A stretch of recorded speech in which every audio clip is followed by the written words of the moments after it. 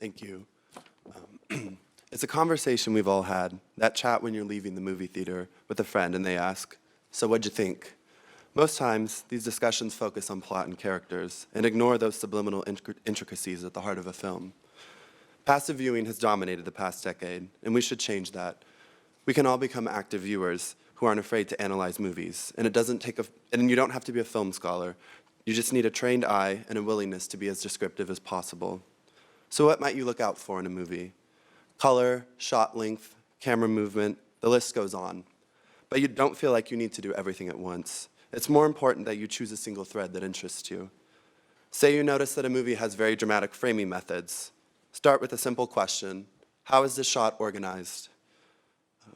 And then ask yourself follow-ups that help you understand how these elements affected you as a viewer.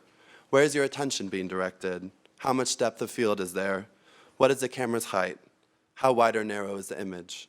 So now when you're leaving the Cineplex with your movie buddy and they pose that age-old question, don't be afraid to tell them how the asymmetrical framing reinforced the film's power imbalances. You can even bring up Dutch angles if you're feeling fancy. Thank you.